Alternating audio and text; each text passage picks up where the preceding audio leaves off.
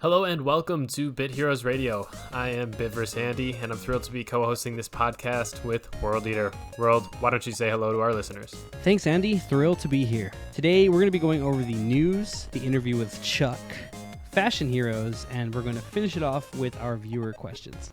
Yeah, just jumping straight into the news here. We have some exciting news around World Eater, actually. First off, just this past weekend was World Eater's birthday, so happy birthday, World. Thank you.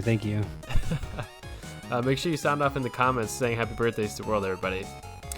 And then also, and I don't know if this was an early birthday present or something that the game had given for World, but if you guys have been keeping a close eye on the news in-game, World Eater had the very first ever content creator spotlight. So I want to give a huge congrats to World for getting that exclusive and first spotlight from the game. That's really awesome.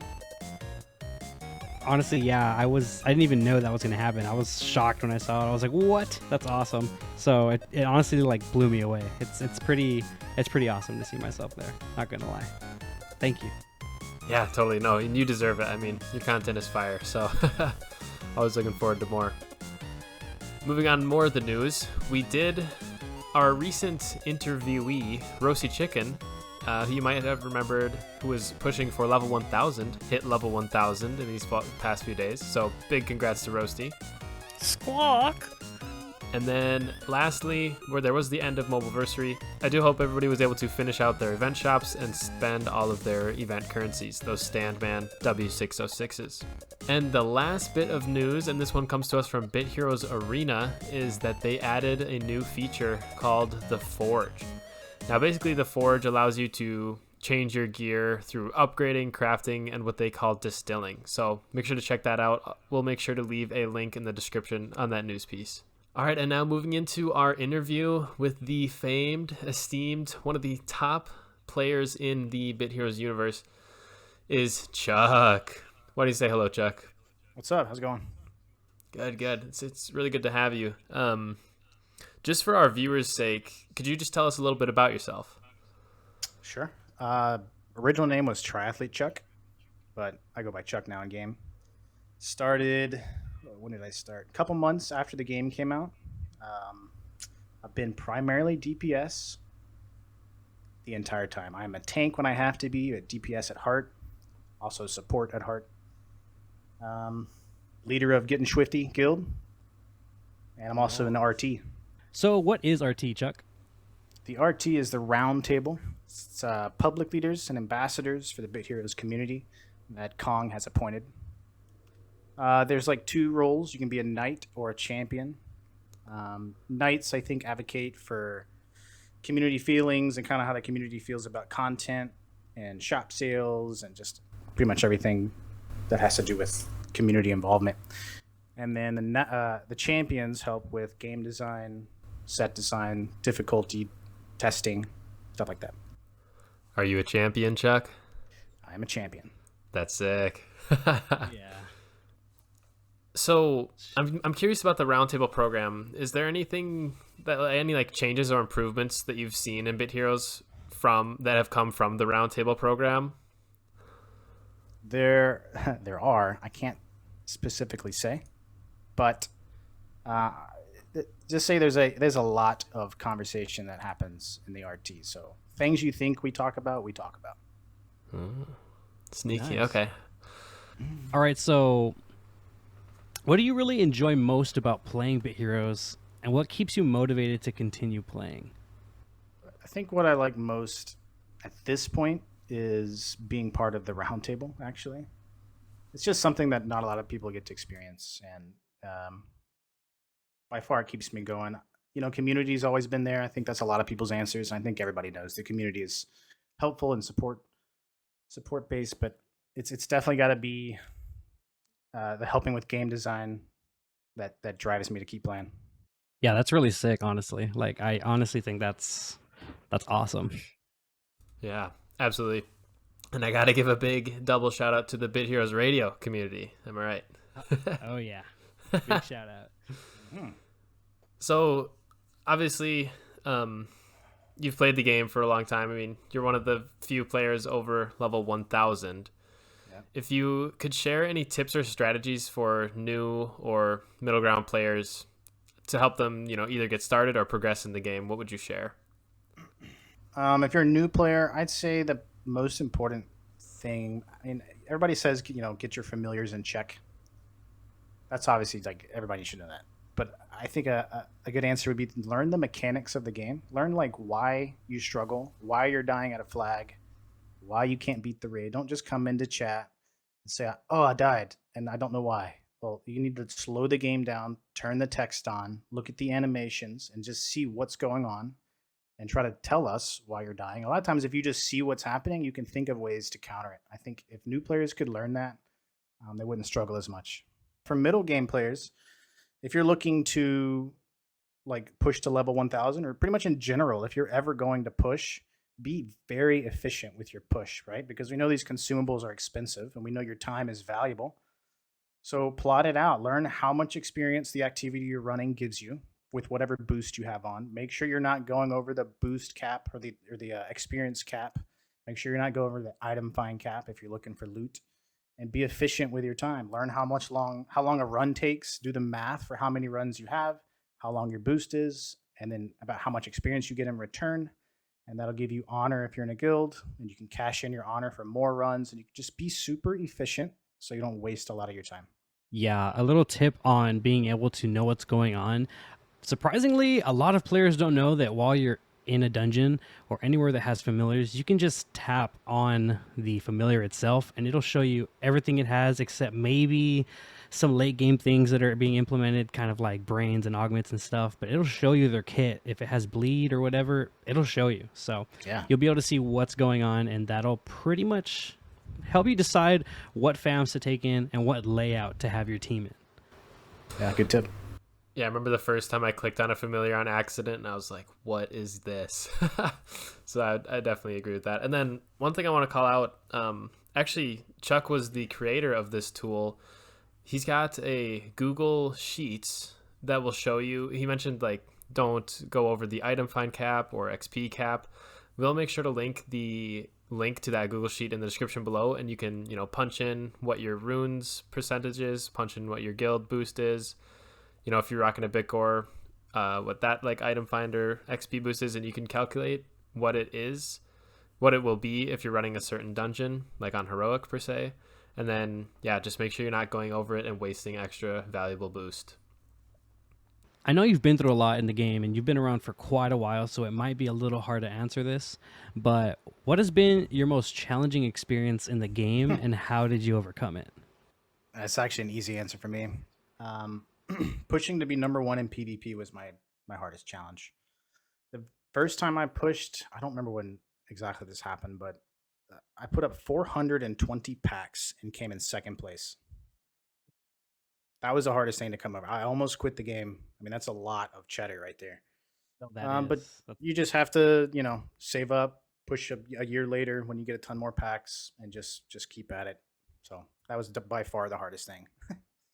How many attempts did you try to do that? Or well, that was the first attempt, and that was a couple years worth of packs that I just blew through for no reason. And then the next attempt was actually a lot easier. There's only 2 attempts. The second time I did not even half that, and I still got first. I think I just picked a bad week. yeah, little tip. Tip number 2: pick a good week. Don't pick a pet week. That's the worst week to pick. Oh yeah, pets and brains, don't ever do those. People love those. They'll push those like crazy. Yeah, I'm still saving up my tickets for a big run, and unfortunately, I think I'm gonna try for a pet week. So we'll see how that goes. Chug, you're such an influential player in Bit Heroes that there is actually. Sorry, what's up? I said thanks. Oh, yeah. You're such an influential player in the Bit Heroes community that there is actually a build. I believe you named it, or at least it's named after you, and it's called the Chuck build. Could you tell us a little bit about it and how it originated? Yeah, I didn't name it. I didn't really know that it was. I mean, I've heard people call it the Chuck build, and I figured out they're talking about the ancient build, but I use it as a DPS version, and a lot of people use it as tank. But I guess I was one of the first ones to use it when it first came out. I don't really know how I got the name. I think I just got lucky with that. On my character and in my armory, it's actually called Tyler Durden. And if you know what that means, it's hitting yourself, right? Just like Fight Club, spoiler alert. But when you hit yourself, you proc a lot of get hit stuff, and it deals back a ton of true damage to whoever you're fighting. And true damage just goes right through all defenses. So thus the Chuck build was made. Yeah, it's honestly super strong. I've tried it myself whenever I switch to DPS every now and then, and it feels really nice, especially when you manual. When you manual, it just feels so good. When you auto, it's a little but when you manual, it's destructive. It's insane. So, how do you think the game has evolved over time, and what do you think are the most significant changes that have been made? I think for the most part, it's evolved pretty well. I mean, we're how many years into this? 6 or 7 or something? A long time. Yeah, you just look back at the old content and the old sets, and you're just like, it has come a long way with how complex the game can be, considering there's only like 6 item slots for gear. The biggest leap, I think, I'm sure other people have said Clover. It was a huge leap. It just made, I think it was too big of a power creep jump, so everybody felt it. That was a big leap. I'd say adding like modifiers like shock, combustion, whenever they did that, that was a big leap, which is good for the game. But it definitely was a power creep a little bit. But those two, I think, are probably the ones that come to mind. I honestly think, whenever you did mention that it's been around for a while, I was just thinking, man, familiars used to not have augments, and I would think like, or was it pumps? What did they not have? Was it It was augments, right? Brains? I don't think they had brains, did they? Brains. Yeah, it's crazy because they didn't have brains, and I was like, wow, I can't believe, like, imagine having your familiars and they didn't have something like that. Like, they just feel so useless. They're just there to like do nothing. So Yeah. I'm glad that they added that to them because it just feels a lot better. Because the more you can do with your familiars, I feel the more you can try to do synergetic combinations and stuff, So it's pretty cool. And I do agree that a lot of those things that they've added has changed the game. It's kind of crazy. Like Clover was, again, just, it's said so many times, but it was huge. Like tier 17 was massive. That's all I got to say. All right, now I know you said you couldn't share too much from the round table, but I gotta try to squeeze it out of you. Can you share any insider information or insights into any upcoming features or updates that players can look forward to? Come on, Andy. No, I can't do that. I can't share. So I can't share anything that has already been shared by Kong themselves or by the devs. I can't reach further. I mean, there's stuff we're working on. Obviously, it's not like it's just crickets in there and nothing's happening. But I can't tell you what that is. Yeah, that's fair. That's fair. Respectable. All right, so how do you balance playing Bit Heroes with other aspects of your life, such as work or school? Well, obviously, work comes first. I'm not in school anymore. I mean, you gotta go to work, right? Go to work. I need to get some form of exercise in, so I usually do that. I just do all the things that you need to do, and then I would say Monday through Friday, I just play after work if I have time. If I don't have a lot of stuff to do as far as like cooking dinner or chores or whatever, it's pretty casual during the week. And then if I want to do a push, I just plan it. I just, I have a girlfriend. I'll tell her next weekend I'm gonna push a boost on Saturday for however long I'm gonna do it for, and I just plan it so that when the time comes, I don't have any distractions or anybody asking me to do something last second, and it helps a lot. Nice. Yeah, I know for a fact that whenever I am playing, I try to do just regen and I try to save everything I can for events. And then I usually push on the weekend of events and the Monday and Tuesday of events because that's just the days I like to push. I like to save everything, keep it all minimal. I have so many accounts. If I just feel like playing just to play, I can just take turns playing them versus playing them all at the same time, So I just try to plan my thing accordingly. Most of the time I'm at my desk anyways, so it's a little easier for me to access that. But yeah, that's my thing too. Yeah, it's like a broken record. Just be efficient. Yeah. Efficiency is key in everything you do, not just in games, guys. Now, speaking of efficiency, if you were to give any advice to a player climbing to level 1000, what would you say? Well, it depends on what content you want to run. You can do raids, you can do war boss, you can really do whatever you want. Just like I said before, make sure you're not going over the experience cap. Learn how much experience, or I guess how much honor you get back in return. And you can do the math. So you do X amount of runs, you learn how much honor you get, you convert that back into more runs, and you run that down till you get X amount of honor from that, and you run that down, and you can just trickle that all the way down, and you can see how much the 20 packs you originally used actually gets you in runs of whatever the content is. And then if you just pace it out, use your honor wisely, which I suggest you do it in World Boss. It's the best bang for your buck with honor. And you learn like how long each run is. You can, like, when I went from 980 to 1000, I did that in one push or two pushes. I think I did a couple Ultra Gores. It was like an all weekend thing. I just, like I said, I planned it for the whole weekend to do it. And it almost came out to the exact T when it came to how many runs I had planned to get to 1000. It was perfect. So I just suggest doing the math, use that spreadsheet that I've created, and it'll help you out. And it just puts more realism and makes things more realistic when you try to push for 1000. Yeah, no, that's awesome. And a quick follow up: when you're using an Ultra Gore, how many world bosses could you run in one Ultra Gore? 5 to 6,000. I think. Yeah, around there somewhere. That's crazy, incredible. Honestly, I think the most world boss runs I've ever done in one sitting was probably around 3.5. And I thought that was a lot. So it's crazy that you guys do like 5,000, 6,000 runs on average just to get to that. Like, do you know how many times you've probably ran World Boss just from level 800 to 1,000? Oh, I have no idea. Thousands. I don't know. Probably like 15,000 runs or something ridiculous. Jesus. It's got to be a lot. But you got to, if you're having a good day, you don't have to reconnect so much with the lobby bug and you just can keep going. But if you're having a rough go and you keep getting the lobby bug and you have to find the group and get back on the right server and all that, your runs are going to drop. So that's why I say 5 to 6,000, because nobody's perfect when it comes to the bugs. I think the bugs have kind of gone away a little bit, but it's still there, which is a little upsetting, but I'm glad to see that it's at least improving a little bit. I guess away from World Boss and level 1000 stuff, what advice would you give someone who wants to join the round table? Do you think there's any kind of route they need to take, or is it just like a be active in the community kind of thing? You got to be positive. They take note of that. I mean, there's some smart people, but they're kind of condescending in their remarks towards other players, kind of belittling with some of their responses. And, I would say that we notice that. And if you're helpful, you give good answers, you don't really treat other people, even if the question seems dumb to you, it wasn't dumb to the person who asked most likely. So just give them an honest answer if you have it. Make sure your answers are easy to understand. They're not just like, choppy and short answer. Like, give like clean responses. And that's all you really have to do. And people take notice. I mean, look at the new group that got added in. I think all those people were very active in chat beforehand. Oh yeah, I agree. That new group is extremely active. Were you one of the first original roundtable members, or what wave did you join in? Do you know? No, I think I joined. I think it was just tier 18. I haven't been there too long. It was midway through tier 18, so I didn't see the beginning of T18. But from T18 halfway through on, I've been in there. Oh, nice. Okay. Well, Chuck, I am curious.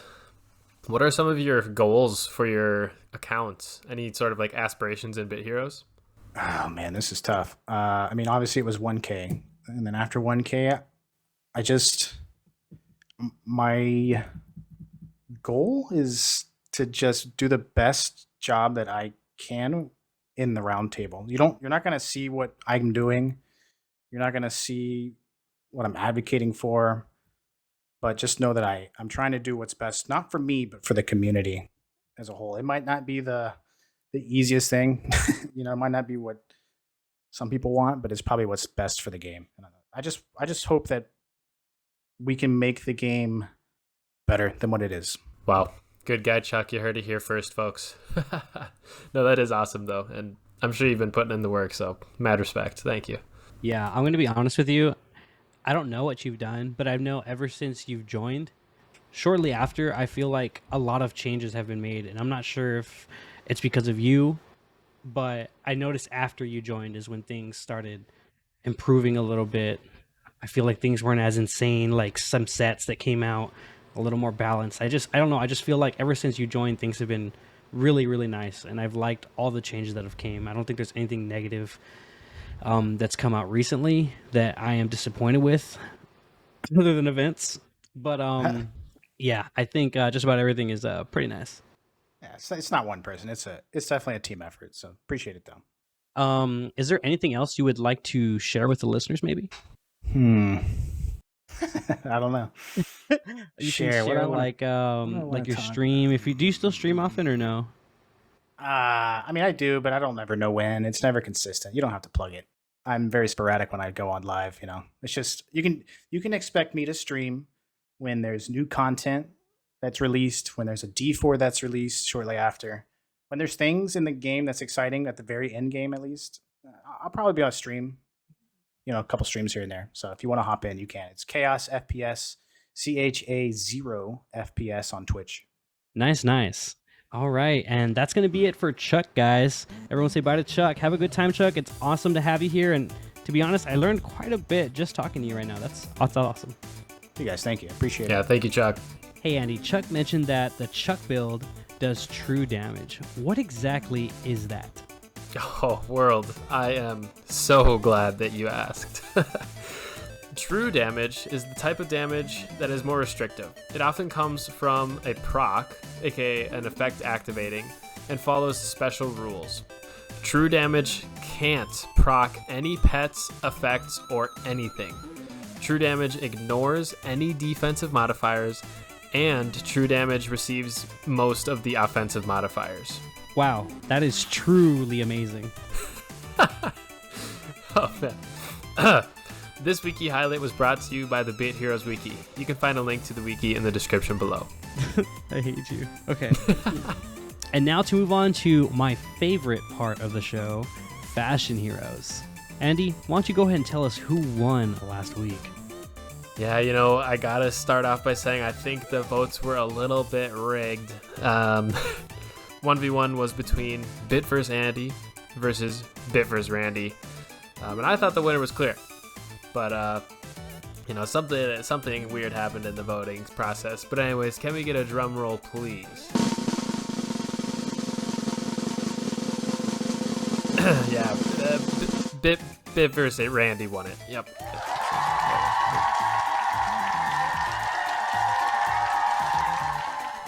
It looks like Bit vs. Randy wins, and World looks like he won that bet, so I'm gonna go ahead and shave my head now. So. I'll be looking forward to that. All right, and now we're going to introduce our next contestants for the next part of Fashion Heroes. We have Ryan the Lion versus Kiko as in Arby. So Ryan the Lion has this really cool dark look. I'm digging the fire, and honestly, that scythe looks very, very menacing. What do you think about Ryan, Andy? Yeah, he's bringing the heat, quite literally. I like that headpiece with the pet. I mean, both the fire, they just look really cool. So, really good looking. And then our other contestants, we have Kiko, or Kiko Aizen Arby. Now we got almost a Grim Reaper look here. A lot of darkness, rocking the bat pet there, rocking the large scythe under that hood. So definitely a sick, cool, almost grim vibe. What do you think, World?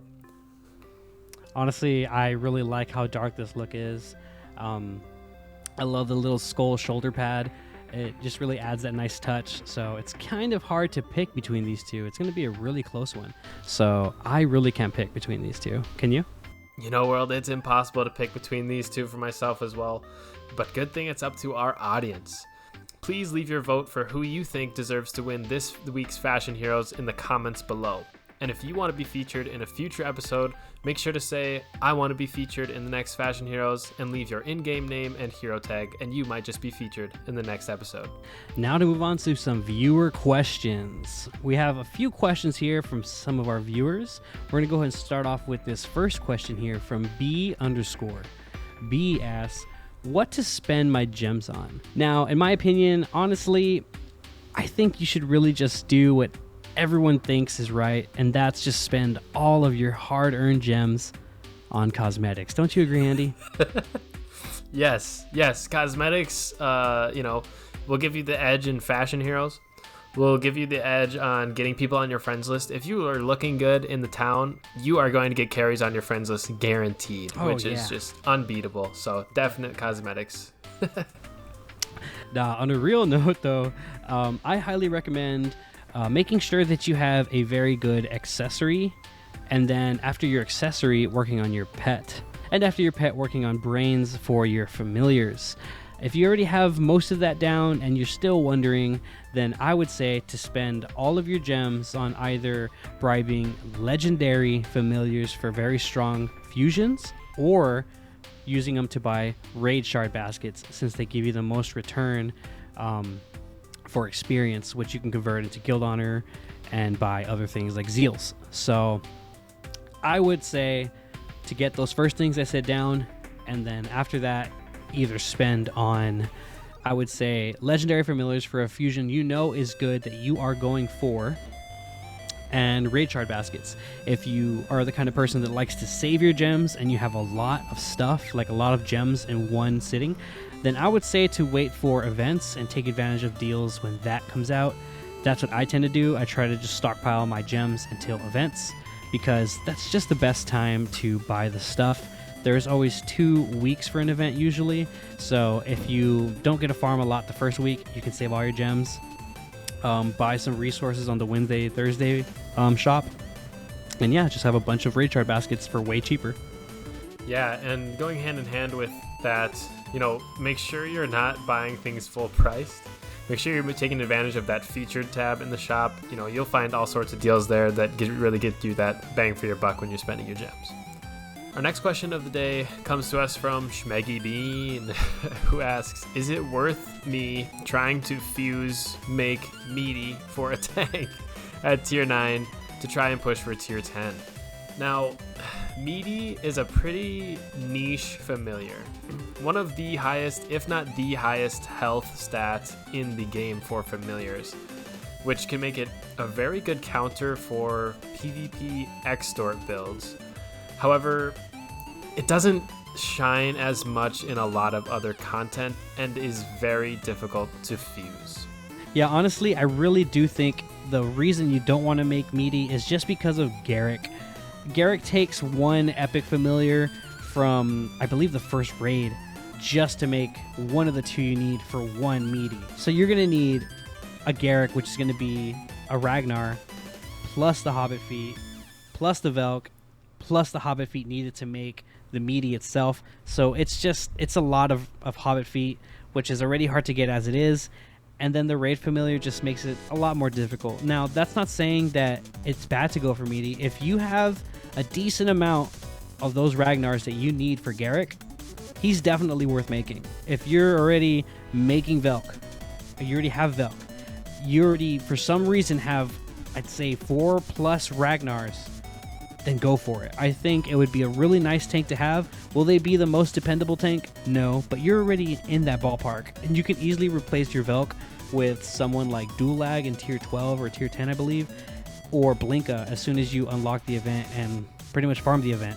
So it's a very easy familiar to replace, at least for the field it's in, which is support healer type, if you're going to be going the Velk route. And yeah, I don't think meaty is worth your time unless for some reason you're just set up already. Yeah, I totally agree. Meaty is a grind and a half, to say the least, to get. And at tier 9, I think you have easier options to go for. So I would say probably not the number 1 most popular choice to go for meaty at tier 9. Well, that's going to be a wrap for today's episode, everybody. I really hope you enjoyed listening as much as we enjoyed making it. If you want to hang out with us, chat with other viewers, make sure to check out our Discord, the Bit Heroes Radio Discord. We will leave a link to the server in the description below. Before we sign off, we want to remind you to subscribe to both our channels on YouTube so you never miss an episode. Please visit both my channel, World Leader, and Bitverse Andy's channel, which you can find links to in the description as well. And if you enjoyed the show, please consider leaving a like and comment, as it helps other Bit Heroes discover our podcast. Thank you everybody for tuning in, and we'll catch you next time on Bit Heroes Radio. Until then, good luck with your grind and take care.